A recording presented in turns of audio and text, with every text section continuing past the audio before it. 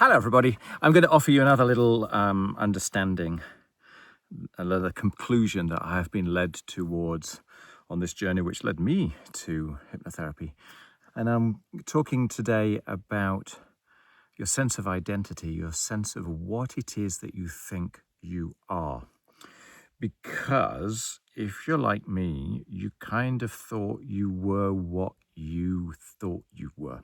You think about your thoughts, you think about the things that are running through your head, you think about the meaning in life, you think about what it is that you want and don't want. But the background to that is a sort of a given certainty that you are this set of thoughts. And you never really, or I never really thought too much about that. It was just self-evident that I was the brain. I kind of thought that I was a brain being transported by a body and that this bit was me. And it turns out that that's not really the case. So it turns out that your thoughts are constructed, that your mind is constructed, that your sense of identity is constructed, that actually you and I and all of us, we are engaged in a process of selfing, of creating our identity day in, day out. Now, most of the time, because it's on autopilot, all that happens is that we take yesterday's identity and we recompound it today without even thinking about it. And then tomorrow we do the same thing again. And the day after we do the same thing again. This is how kids have this very, very open mind. And the older you get, the more trapped inside your story you become, the more fixed you are in your beliefs. Because you have very, very efficiently worked on this process to the point where you've kind of narrowed yourself down to tunnel vision. But it's a process. It's not a truism. If it's a process, you can change it. That's the important bit.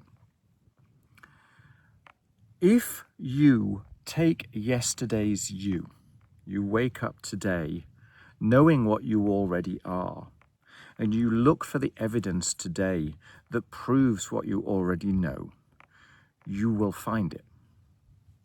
So it's a very, very simple way to go through the day.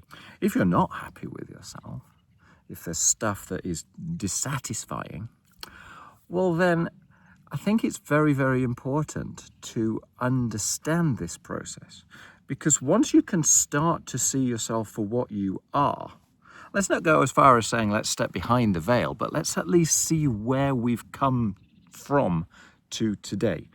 How your current beliefs have been produced by the most important people in your life, by those events in life that were so loud for some reason or another that you stuck a stamp of significance upon them and they've been lodged very firmly in the back of your mind. How all of that has created the sense of what you are today. And then all you're doing is looking today for more examples of what you already know. Because the alternative is a little bit scary, right? If we already know what we are and then someone comes along and breaks that open, well, how do you deal with that? Because then suddenly you have to start looking back at all the things that you knew in the past and you have to re-examine that. So it can be a little bit uncomfortable, let's say. But the end result, once you've got through that uncomfortableness, is extraordinarily freeing. It's beautiful. It's just a bit disturbing on the way because we have this inbuilt need to maintain consistency with yesterday. If this is a process, A, that means that you've got tremendous agency to shift it. But B, it also means that you've got the ability to understand yourself. It's like having a map, and suddenly you can put yourself on the map. And you can see the route of the map. You can see where you've come from. It starts to make sense that you feel the way that you feel, and you act the way you act, and you think the way that you think because of the path that you've taken. But suddenly the route forward, there isn't only one route anymore. There is an unlimited, infinite number of routes, and you've given yourself a sense of agency, a sense of freedom. It's tremendously powerful, tremendously powerful. You're not what you think you are, is the conclusion. Yeah, that is a construction. It's a useful rule of thumb. It gets you through the day, but it is not true, and it is fluid the moment that you notice that it's not what you think it is. That behind that, there is a more infinite, timeless awareness which has created these rules of thumb to allow you to get through the day. But if you can start to get in touch with what's behind, beauty lies, peace lies, harmony lies, kindness lies, self-acceptance lies, integration with the world lies. Freedom, peace, serenity, everything.